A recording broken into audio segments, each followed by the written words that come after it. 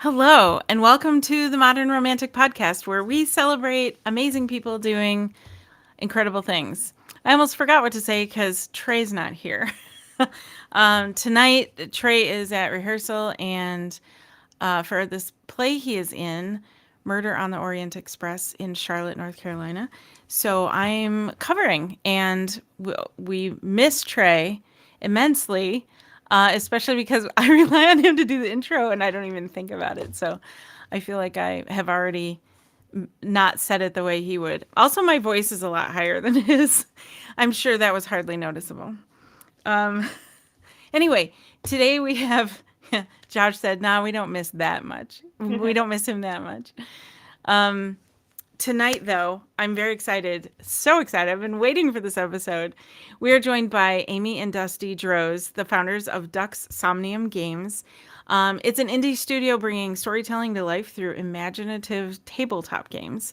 And together, they craft new worlds and new rules and unforgettable adventures, which is kind of designed to bring, well, kind of, it is very much designed to bring people together. So let's talk about this. Welcome to the podcast, Amy and Thank you. Dusty.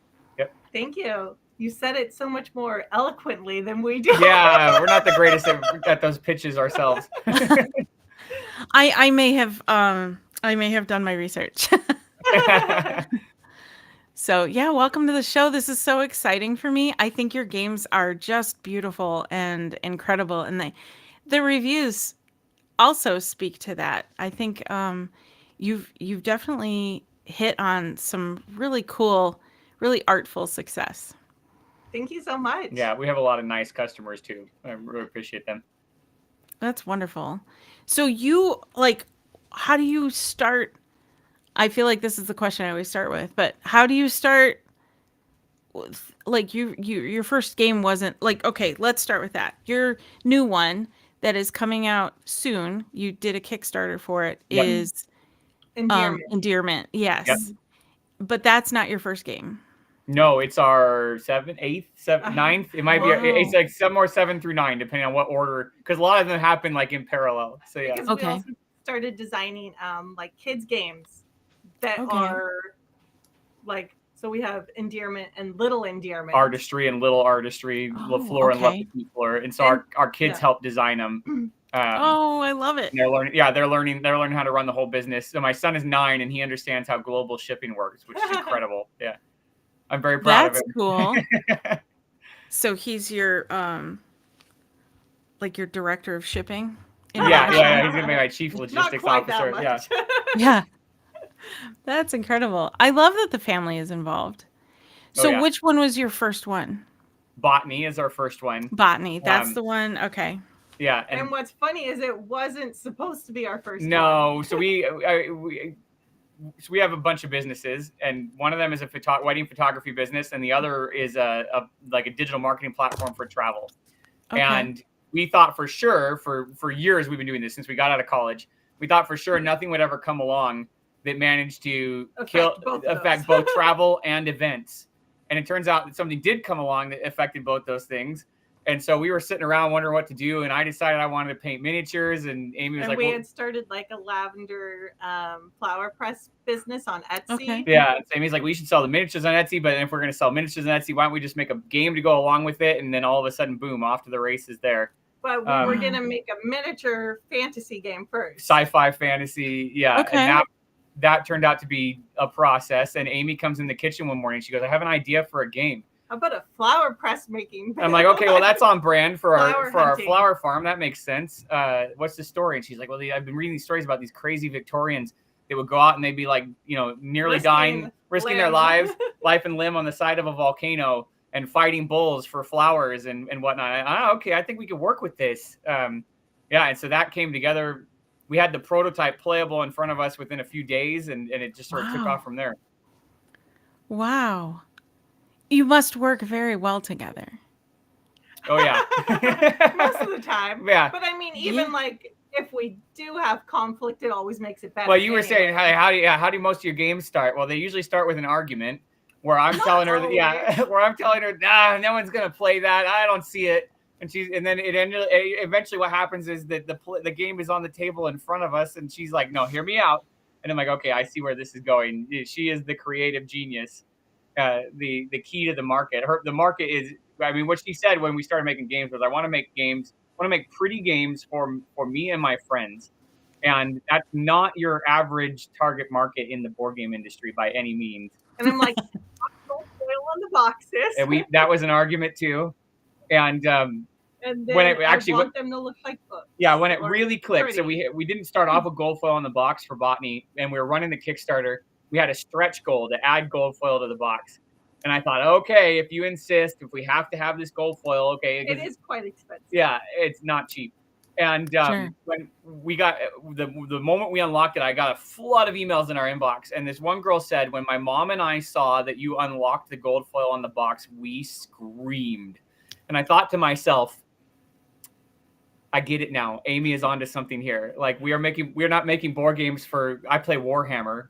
We're not making Warhammer. We are making board games for a different audience, a different market niche. And that's when it really started to come together from there. And then after that, then, LaFleur, Artistry, War of the Posies, Endearment, they were all like just flowed very naturally from that point on. That's really amazing that someone would be so invested in gold foiling for your game. Like, that's like Taylor Swift level fan loyalty. I mean, I don't know if we've gotten quite there yet, but there are people who are very excited about little details in the box that I never thought would matter. Now, if we had Taylor Swift loyalty, they would be losing their memory, their memories, right? Like, they would go blank. The amnesia, right? Yeah. Josh just said, new level unlocked, gold foil. Oh yeah, I and now love there's that. no game we make that doesn't have gold. I mean, in our main like historic line of games, it doesn't have gold foil on the box. We have a little bitty game called War of the Posies, and that one's got gold foil on the box. And nobody puts gold foil on boxes in little games like that. No, but I love it. It's part of the experience, and that's kind of what we want as when we're diving into this game that's already some kind of fantasy to us. I think that's awesome. Well, and I love, I collect antique books, and I just love how they all have gold foil on them, or so many of them do. Mm-hmm. That's what makes it stand out. It does. Yeah, it's something special when you open it, and I'm here for that. I applaud this, and not that you need my applause, but I'm here. I believe in this. We'll take it. We need all the applause we can get. You've got well, and I think the success of these games speaks to that as well. Like, you're obviously doing something right. Yep. And I love that. I love when there's an artful thing that is this successful and this well loved and beloved, I guess is what I'm thinking. Yeah, we never imagined. Yeah. I mean, our initial goal was to sell maybe 500 copies of the game. We thought, like, that would be incredible. And we're 100,000 copies deep across all our game lines now. Yeah. Wow. Yeah, before this episode, I went around to a few of my friends and people I've worked with and things and mentioned, like, who you were. This is the next guest on the show. Because they'll ask me, who's next? Who's coming up? And I'll tell them. And every last one of them had heard of your games. Oh, funny. Oh, funny. Wow. Okay. Yeah. Mm-hmm. Yeah. I didn't know we were there yet. Right. I don't know if they owned them, but they'd heard of them. And I think that's awesome. Of course, I do run in a lot of art circles, so that might be why. But yeah. That's really cool. I think that's really cool. Yes. Yeah. So you went from Botany to let's make another game. And what was it? We actually started the moment Botany was printing. We had already started on the next game. And Amy has this big list. It's probably got at this point, like 40 ideas on it. At least that she's just constantly creating. And so I instead of just love that. When she creates, it just flows like everywhere. And I'm like, nope, we need to put it in a document, set it down. Let's look at it. Let's keep it organized. And so then we went to LaFleur, which was Rococo, France. Well, and also in Botany, it has, you can kind of see like, oh, I love this part of this game. Like, so Botany has Joseph Pierre Redouté's artwork in it, like just a few cards. And I'm like, I love his botanical artwork so much. Let's make a game around that. LaFleur exists completely just to have a game featuring Joseph Pierre Redouté's and also art. And I also love like the Rococo extravagant gold foil, like all the ornate stuff. Yeah. And so that's why that one. And then we did a Le Petite. We tried doing like a kids version of Le Fleur. And we didn't know if anybody would buy it, and it turns out lots of people would buy it. You know, because kids games traditionally, you wouldn't know it when you go to Target, but kids games are harder to sell in the industry than like family and adult games, because the parents are the ones that make the buying decision. So they tend not to, like, you know, like the classics, like, you know, Monopoly Junior and Sorry and stuff. Those sell just fine. But like if you try to make a kids version of your game, it can be hit or miss. But we decided we want to do it for the kids. Like, they're involved in the business, they know all that, how everything runs. You know, they come in and every day and we check their sales data to see how many copies of their game have sold, and it's usually like 1 to 3 copies a day are selling. They get all excited. Nice. Yeah. And so it ended up going really well, because again, we're not working on the traditional board game market here. We're making games for people who don't usually buy a lot of board games, and so they see something for their kids and want to play with them, and it's really exciting. So for someone like me who doesn't know the difference between the adult version and the kid version, what did you change to make it more kid friendly?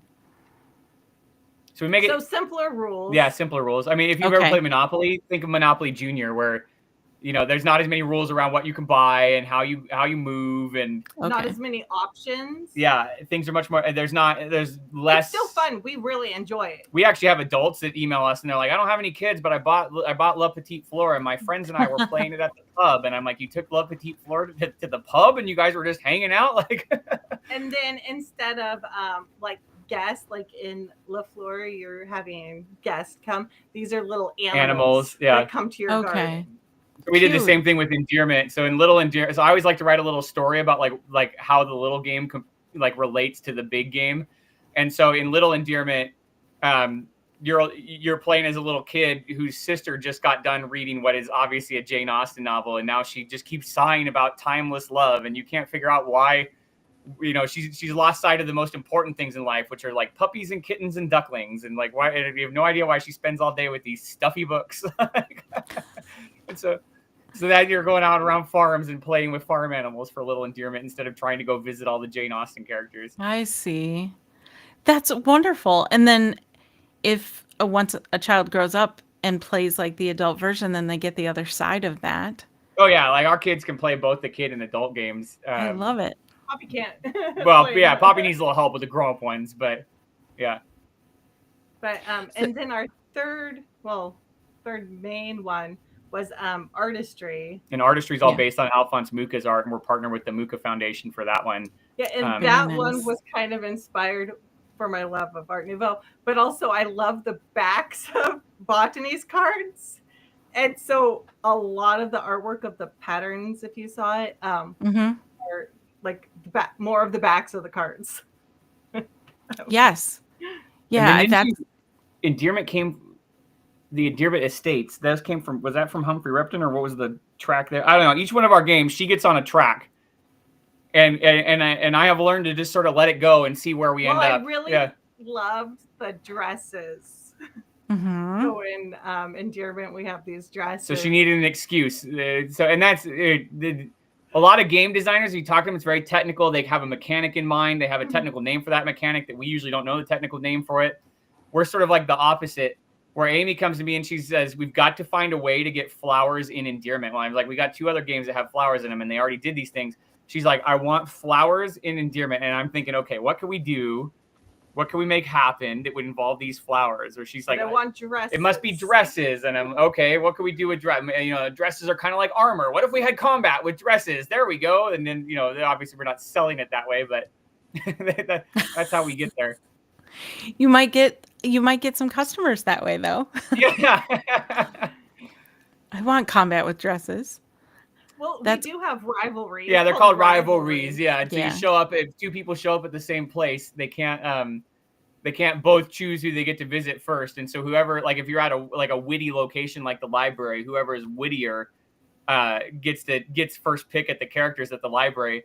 But if you're not very witty, but you show up in like a really bomb witty dress, and you just look super witty, then you're gonna beat out the person who actually is witty. And so that's how the dresses are like. They're like your armor in combat. I'm gonna hang on to this phrase, bomb witty dress. Yeah, bomb witty. I'm gonna write You're this not down. actually wealthy, but you sure look wealthy. Well, I'm gonna, you get to win at the opera. That's amazing.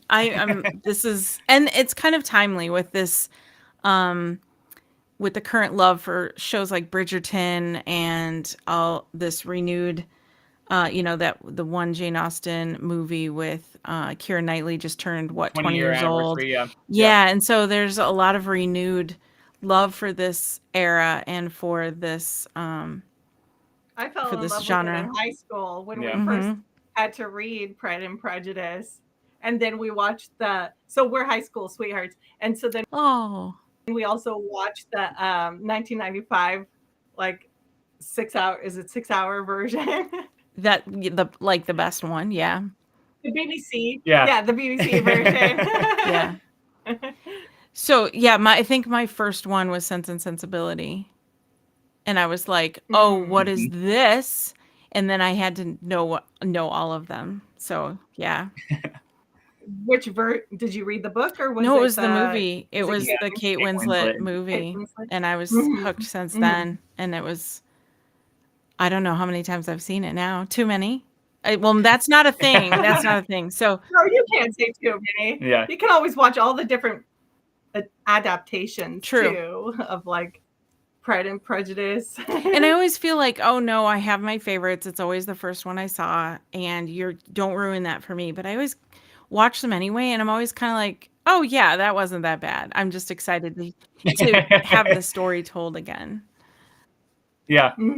So I imagine your game would bring some of that back and kind of let you live in that world a bit.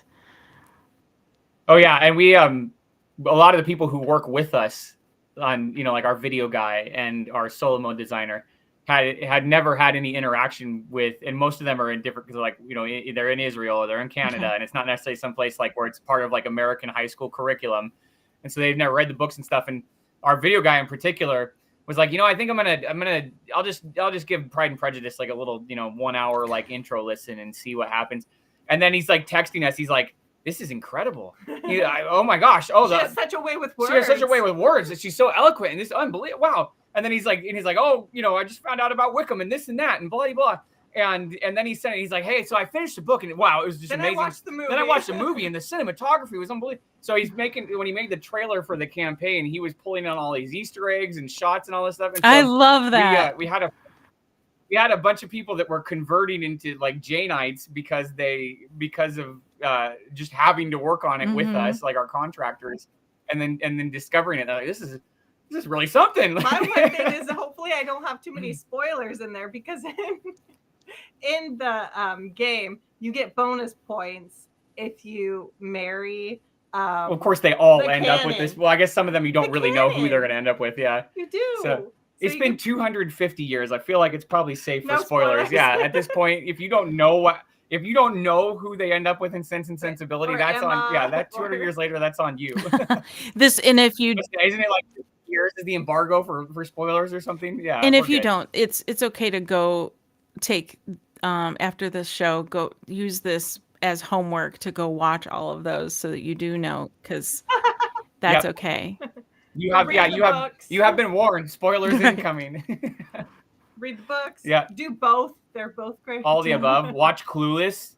Watch Bridget Jones's Diary. Watch Pride and Prejudice and Zombie. They're all good. Yeah, they're all highly entertaining. Prejudice and Zombies. I forgot that existed until you brought it up.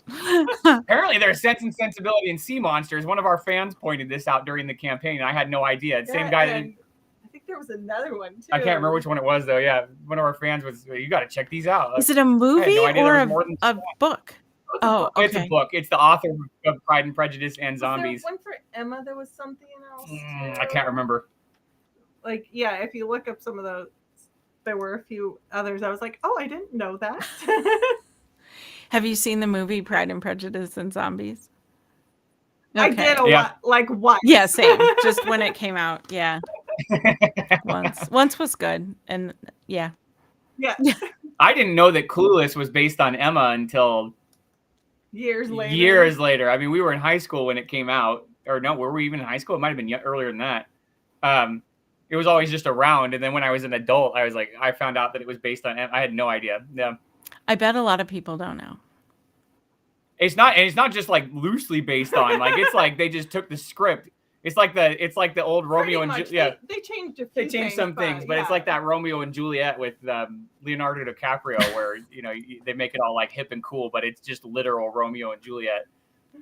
They did. That's an incredible one. We do script readings here once in a while just for fun, and that was one we did. It's been a couple years now, and we had so much fun using that script to do the script reading. Because it was real easy to just go watch the movie first, so you get like the inflections and like understand mentally what's happening in the scene.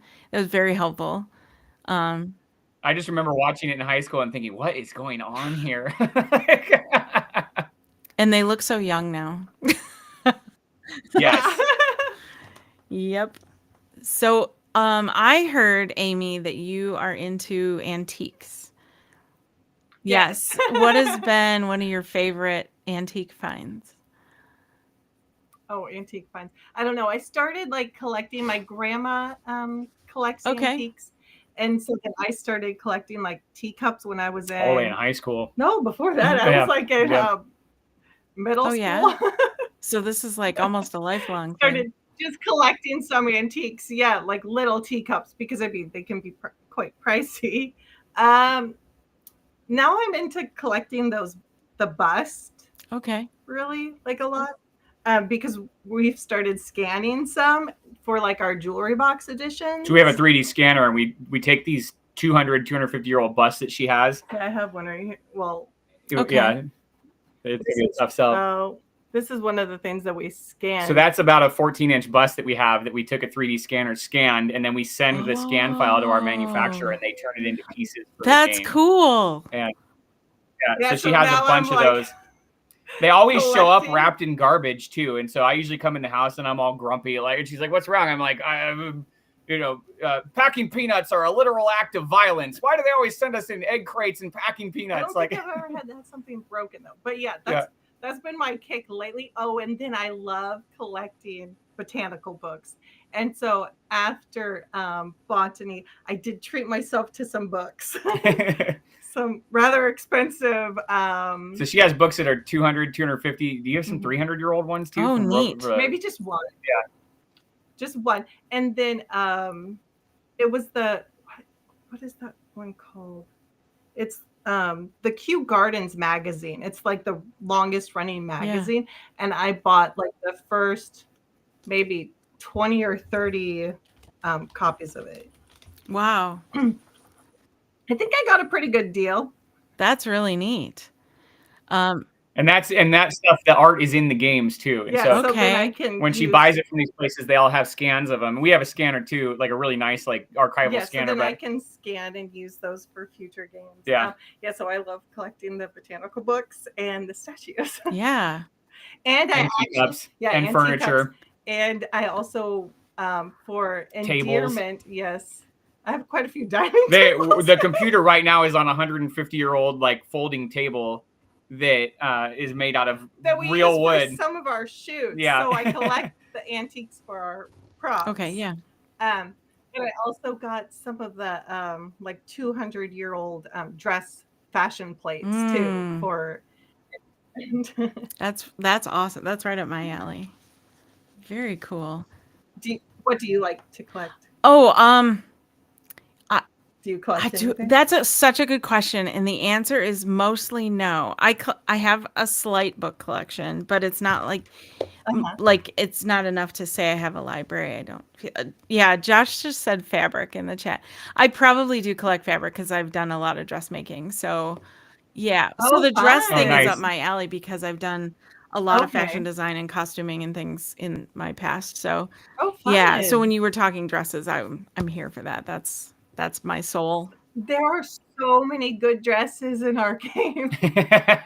I'm like, oh, I love that dress so much. One of the expansions comes with more dresses, and it wasn't planned that way. And she looks at me and she goes, I need some more she goes, I ball want more gowns." dresses in the game. And I said, okay, where? We don't have any more cards on the sheet because the games come in sheets of 54 cards. And she goes, I no, found we'll put it in room. the expansion. And I said, Oh, okay, yeah. What's cool. the idea here? And she's like, and I want hats. Oh, Yes. for the- Yeah. I'm excited for this. That's right up my alley. I feel like it would be up Trey's too. He actually hopped into the chat. He said, I'm so glad I got to tune in. I just got out of rehearsal and I'm in the car home. Oh, good. Nice. So he's listening. Hi, Trey. So yeah, Trey does some costuming too, kind of like a cosplay thing. He makes stuff for himself mostly. He said, I need more ball gown in my life in general. Don't we all? Oh yes, I love. Don't we all? I feel like that would be such a I don't know what you have planned, but I feel like that would be such a I guess you don't do an album release party, you would do a game release party. But you could do like a ball yeah. for your album for your game release party.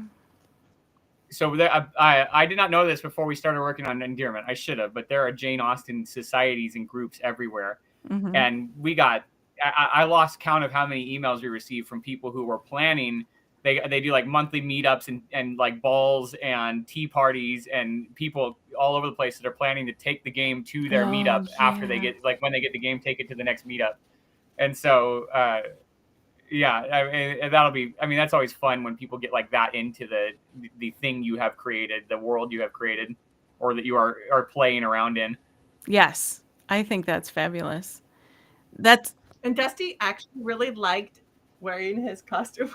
Oh yeah, I've never felt like a piece of that. So we bought my costume. The funny thing is that it turns out that Regency era men's clothing was, usually it's the other way around. Like it's the girl stuff that's more complicated and the guy stuff is easy. I think if it was a ball gown, it'd be more complicated. Yeah, but just the standard man's outfit in the Regency era was incredibly complicated with like 42 layers. And Amy's was just like a simple white dress and a belt and a little hat and she's done. And she bought me. So for each of our games, we like to dress up and take pictures looking a ridiculous. Yes. Actually, it's the picture that you had on the intro. Yes, I'll show it here in a moment, but keep talking. Yeah. Oh, cool. Yeah. So I've never felt like I was born for that era of clothing, and I have never. Like I look quite dashing. I've never felt that way in my entire life. Even at our wedding, I didn't feel like I looked that good. And now, if I could go back and do it again, I would be wearing this outfit to our wedding. Oh, absolutely. Yes. You Doesn't matter if it's not a style. You both looked so incredible. I have the picture pulled up now. You both look so good. You both look like you just fit. And in the background in this photo is. Wait. She looked good. I looked like I always look, but nice. But I felt like the clothes looked really good. Yeah. I think everything looks great there. And you even have, I think the background behind you now is the background in this photo. That's it. Yeah, so this is normally our dining room, and we tore the whole thing apart. We're building a studio on the other side of the farm, but it's not ready yet. So we tore our whole dining room apart, and this is the backdrop for the photo and all that stuff. Like the actual thing behind this is a buffet full of antiques and board games. Here we go. There's the photo. Yeah, that. Yep. And let's see if I can zoom in a little. There. So you can see that. I think that looks so fabulous. Did you just find this online and buy it or make it, or what did you do? The background? No, your outfit. The outfits is what I meant. Oh yeah. Where did yours come from? Mine came from Historical Emporium, and they have all kinds of outfits like this. My hat came from Etsy. My bolero thing, whatever that is, came from Amazon, and then my dress came from the Emporium. Historical Emporium. Okay. Yeah. Historical Emporium. Very nice. I mean, I wish I had time and talent to sew. That it turned out so nice. I think it's a great way to promote the game, and you look like you're part of it and clearly fans of the genre. So yeah, and every Halloween we do a family picture too. So like our kids have matching outfits for this Halloween. Last Halloween it was Rococo. Yeah, it was LaFleur, so we were Rococo, and this company that we got my outfit from happened to make kid sizes. No, they didn't. It's an adult size, and we clipped him. Yeah, small. Got him the smallest one we could find and clipped him in, and then Poppy was a little butterfly to go with it. Yeah. That's wonderful. I love this. This is yeah, I'm here for it all. And it sounds a lot like you have a lot of shared interests when it comes to creating these. That is not just like obviously Amy has ideas and then you're going with them, but these seem like Yeah, I interests of mean, yours too. He enjoys I enjoy them. them. Yeah. I would say you like Jane Austen. If I'm gonna sit down and do something like turn something on TV by myself, I'm watching people play Warhammer on Warhammer TV. Or we actually like to watch anime. Okay. So yeah, we're watching anime. We watch anime together. But like, I like this stuff because Amy likes this stuff. It wouldn't be my You natural. like Downton Abbey? Yeah, Downton Abbey's really good. I mean, I enjoy them all. I would never find them myself, but having found them with Amy, I certainly don't mind that she has found them for us. I enjoy them, yeah. With me. And antiquing, like I would never go antiquing by myself, but there's this. I've been following behind her in antique stores for.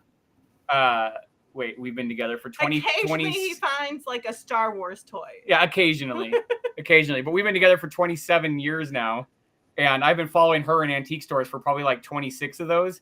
And there's like this point of meditation I hit where like I'm just like sort of like, dazed and following her and relaxed and just enjoying life. And so I enjoy that too. And then she'll get all excited about something and I enjoy that she's excited about it. Yeah. That's wonderful. So, and then Dux Somnium is the name of your game company. And that is loosely translated as Leader's Dream or Dream of Leader of Dreams. Yeah.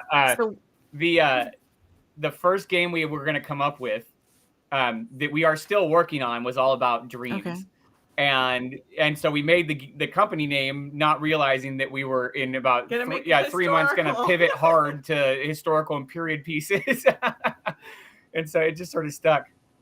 That's pretty great. A question from our chat. My daughter is in high school and wants to have a girls' night with her close friends where they make fancy hats and play the game and put on a Jane Austen film. Tea and cakes, winter goals. Perfect. Yep, perfect. That sounds like a wonderful day. I want to do that too. I know. I'm like, someday I want to play our game and watch like Pride and Prejudice while playing. Yeah, or at least have the soundtrack on or something. Yes. Yeah. I love that. And tea and biscuits and scones. Mm-hmm. Oh yeah, definitely. Oh man, Amy makes lavender scones. They're so good. From the lavender from your farm. No, we buy lavender. So we have ours is not food grade lavender. Okay. No, you could use it. Yeah, but you could use it. It's easier just to buy the stuff that's already been processed for food. Come over. Where do you live? She said, "Come over." We'll just join the girls' night.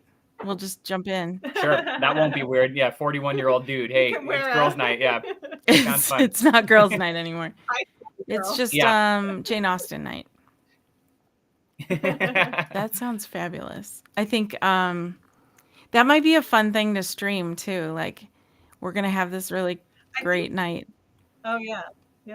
We had some people say, I think there was a girl that was wondering if it would be in time for her 27th birthday. I love that. Yeah. And didn't somebody do a LaFleur birthday too? Probably. Yeah. So when will this be out then? So right now we're on track for June. Okay. Manufacturing takes a while, and then there's ocean freight, and then we have to. I haven't seen how many countries we have this time. Like what, 2 months? We usually have backers between like 70 to 87 countries, and so this time around we're probably somewhere in the high 70s for the number of countries we got to get it to. And so Amy creates, and then I handle all the logistics and manufacturing and ocean freight and all that stuff. Regency recipes that we enjoy. I think they're called. What's the right way to say it though? Don't they say scones instead of scone? I don't know. I've heard like that. Scones. Yeah. I've ever like an actual Potatoes. Boiled potatoes. Boiled potatoes. Yeah. So the question in our chat was, are there any Regency recipes that you enjoy? I saw you have a few recipes on your website. Yeah. There's a line from, isn't it? From excellent boiled potatoes. Yeah. It's from, and most people, I think a lot of people. Only in the Pride and Prejudice that version. 2005 version. And our video, that's the one our video guy watched first. And so that if you look at our trailer, there's a point where there are potatoes hiding in the background of the trailer. That he Collins. And We have to watch and he this even now. goes, did you catch the potatoes? I said, what potatoes? And he's like, I put potatoes in it. I love this. I want to go see Yeah. it now. I definitely missed that. Now we must look for the potatoes. Yeah, I missed it too, just because they're like brown potatoes behind Mr. Collins. Yeah. And it's like a split second that they're there, but there are potatoes in our fancy board game trailer. Oh, in one of our play tests where we were playing, like testing games and play out and stuff, I had to settle for Mr. Collins. And she's still talking about it. Yeah. She was talking about it hours later. Like, because I got married. I think I married my match. Yes, sometimes like usually we have one wedding, or sometimes two, or sometimes even multiple, like 3 weddings. So if Amy didn't get married, she was going to be out. She was basically not going to get the points to win the game. And so she settled for Mr. Collins, and she was so unhappy about it. And she still lost, which was just insult to injury. But I had more points than otherwise. You were in the running. You were more contending. points and more potatoes. That's amazing. And let's see. You with at least with Endearment, and I thought with some of your other games, you put them through. I'm saying this incorrectly. You start them on Kickstarter so that you can get them funded, so you can make them happen.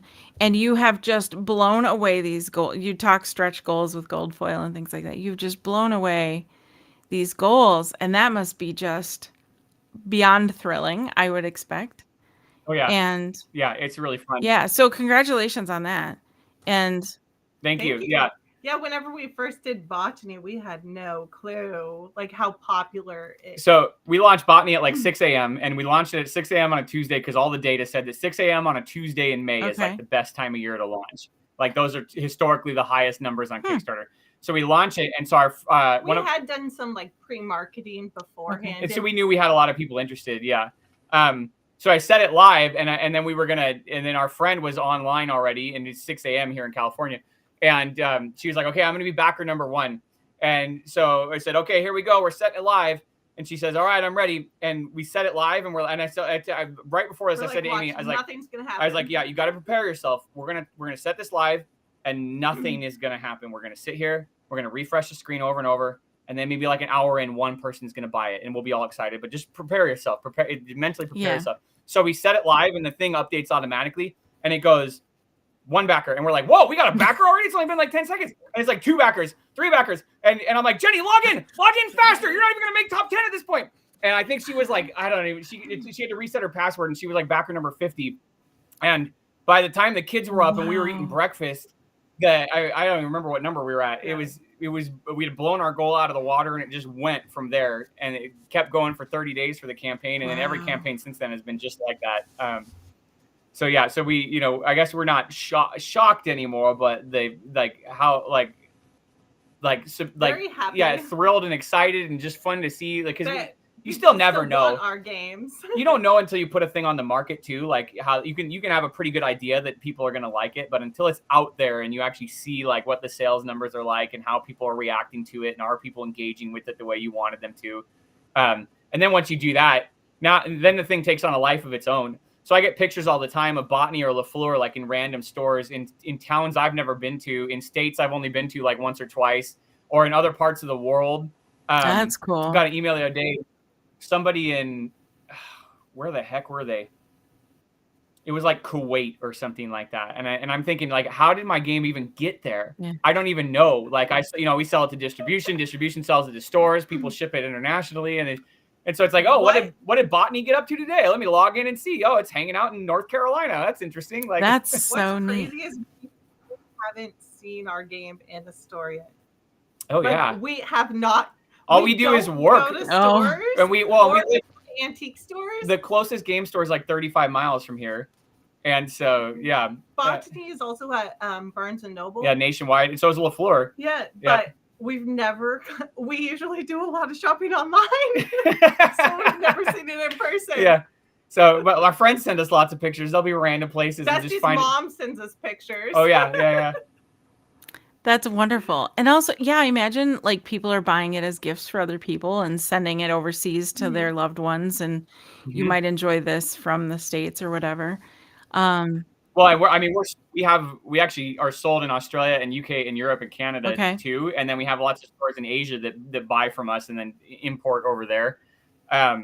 So yeah, it's just the random places that I've never even imagined that the game would No. be. Yeah. You know, people. I got a question the other day from somebody in India, and again, I'm like, well, you know, how did it get there? I don't actually know. Like, it just made its way over there on its own.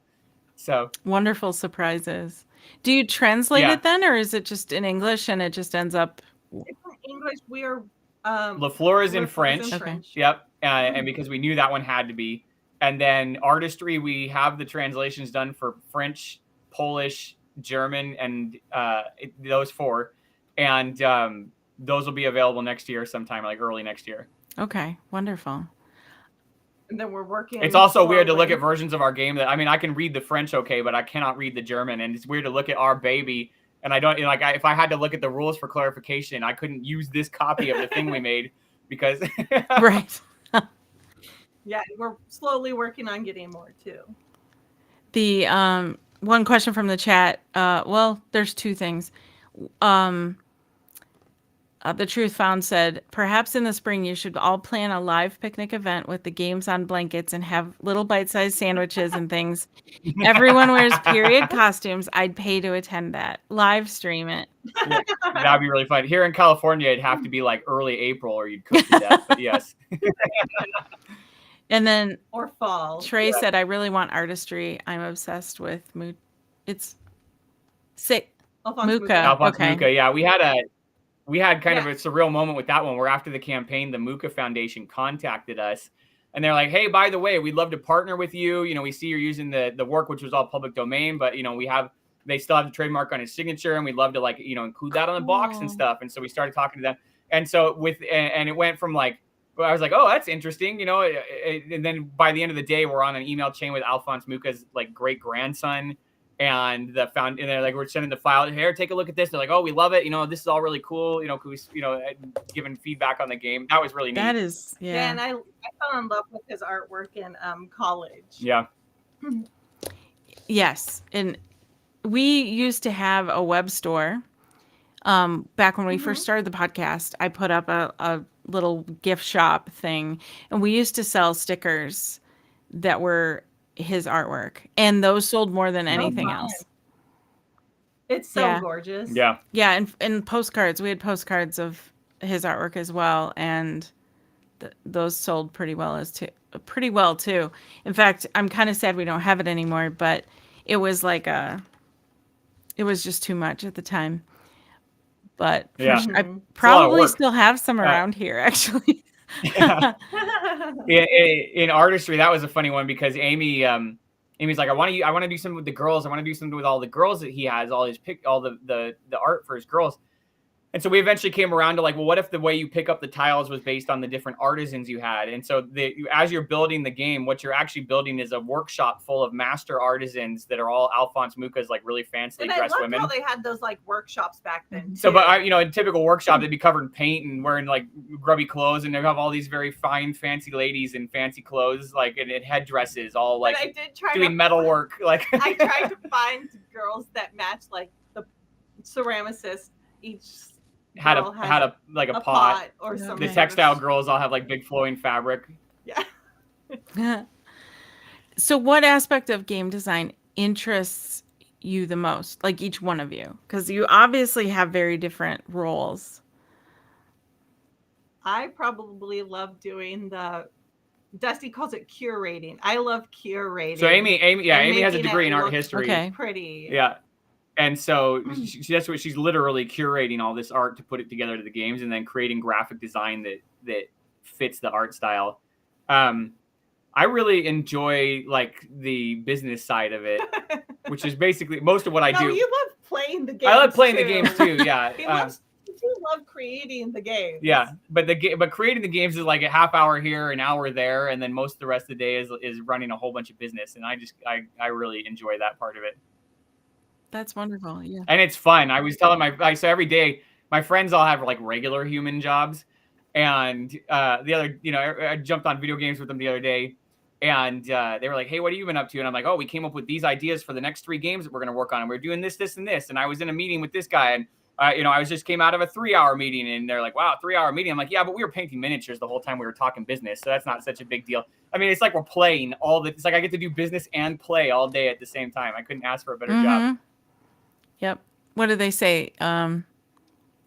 Like if you enjoy what you do, you'll never work a day in your life. You never work a day in your life. Yeah. Well, there's a few days here and there where I'm Yeah, working. it's still work. That's not to be discounted. It's still work.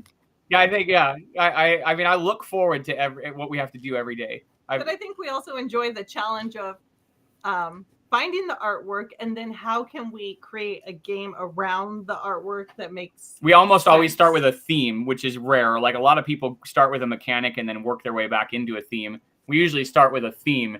And so I'm like, I can find this artwork to support this. Yeah. And so we know what our next, few games are coming up are. And so we're already starting to like talk about like, what does this look like? And how would this be implemented? And how could you make people feel like if you're building you could get really on artistry, you get really fine tuned about like all the inner workings of a workshop and making sure they have all the things they need. And but how do we abstract this? How do we make it just like fun that you're just like collecting materials and making little art pieces and growing the number of artisans you have?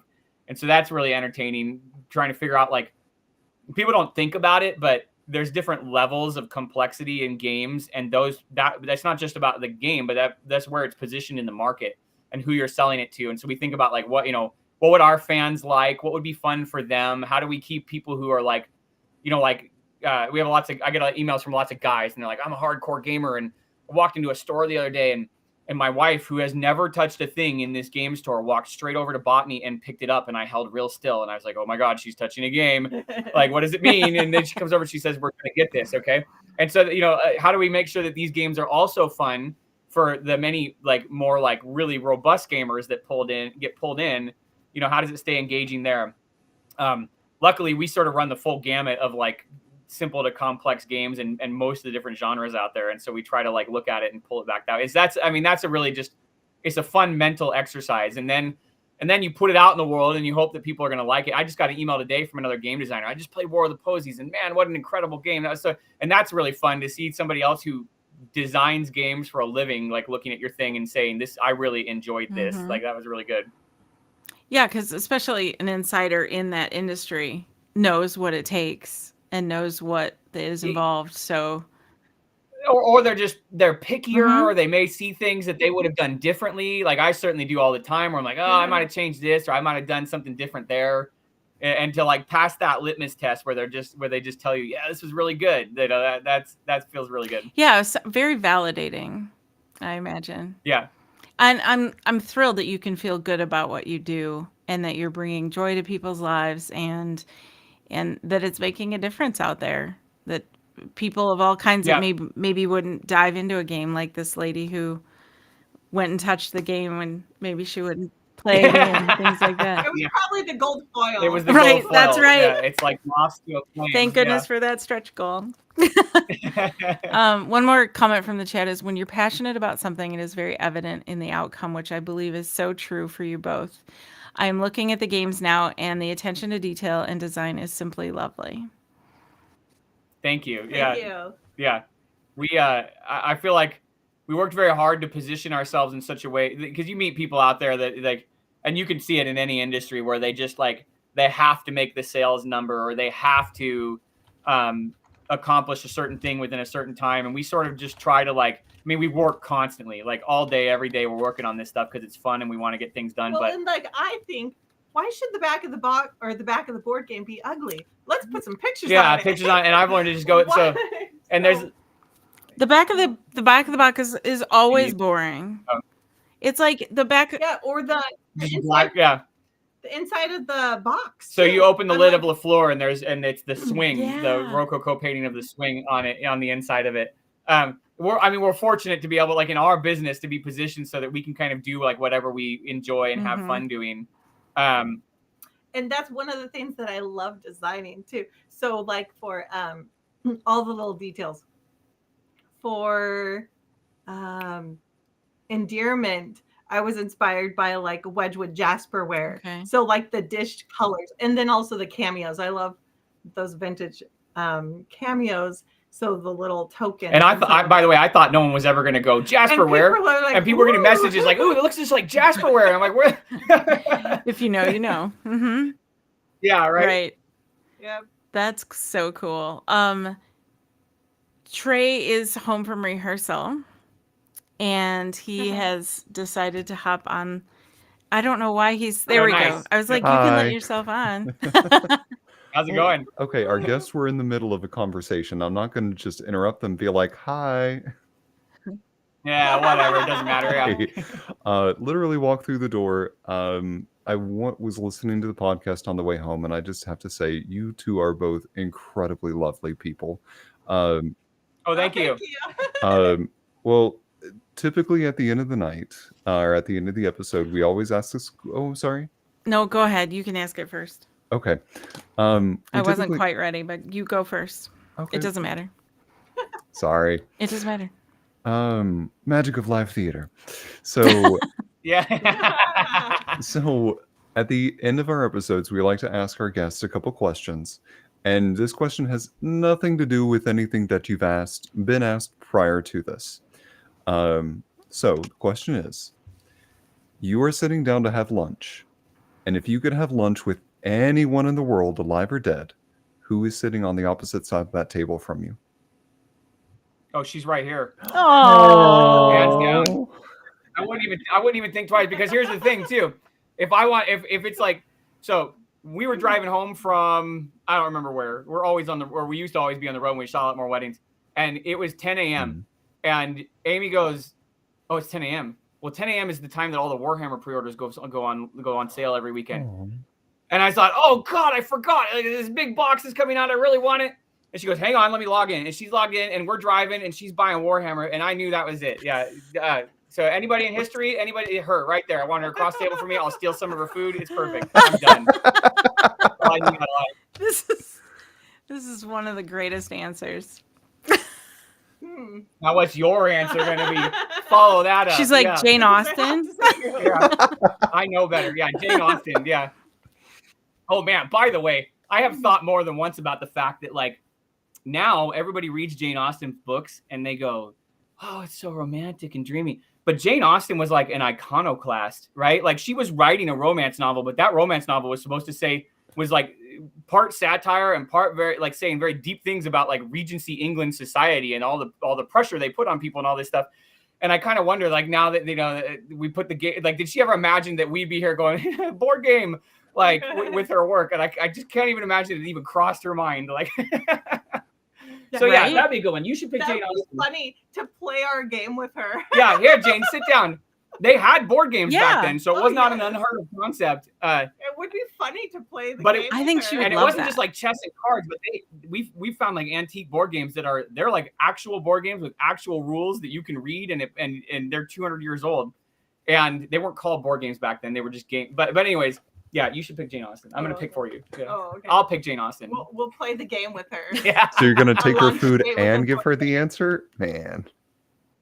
Yeah. Who would you pick? I have no clue. I guess you. Okay. I guess I'll take it. Yeah. this is wonderful. That's as good as I get with compliments. I guess you would be fine. Yeah. Yeah, I mean, I really don't think about it. Yeah. Well, obviously he's having lunch with you, so you're there already.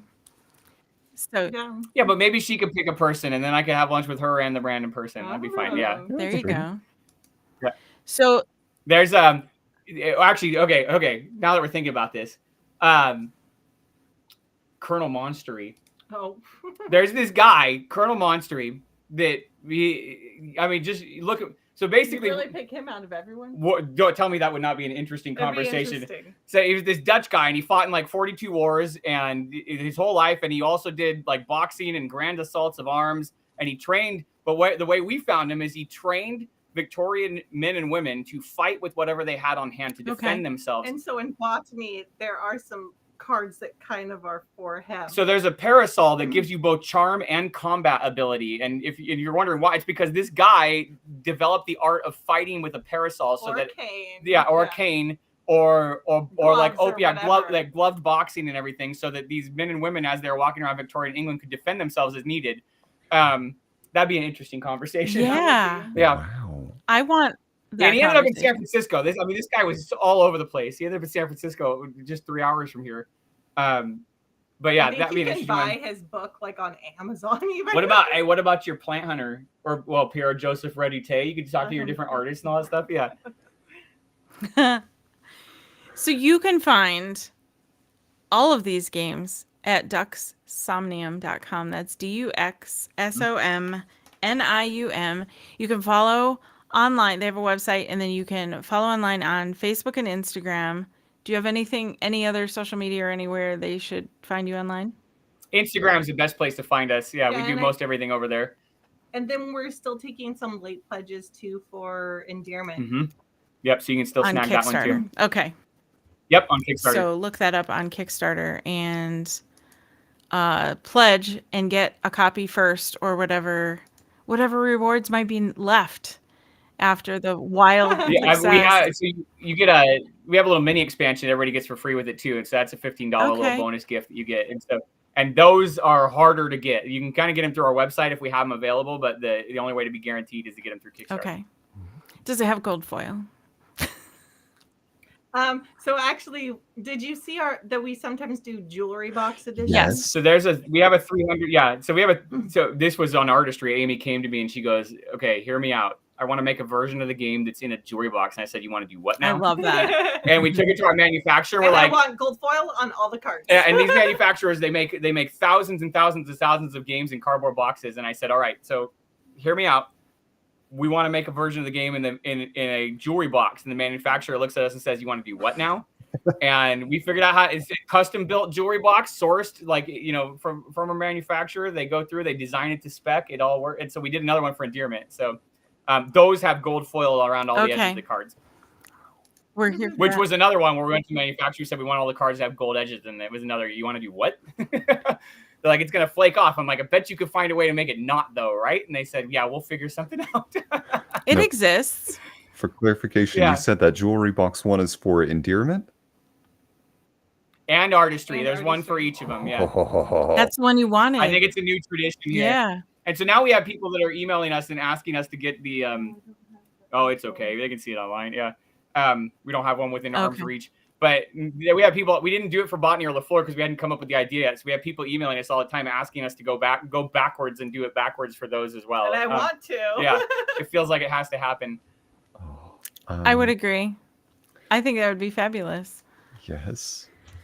So go follow them online. If there's anybody who is ever interested, one last question. If there's anybody who's ever interested in maybe making a game themselves, or exploring that world of getting started in that, would you have any advice for them?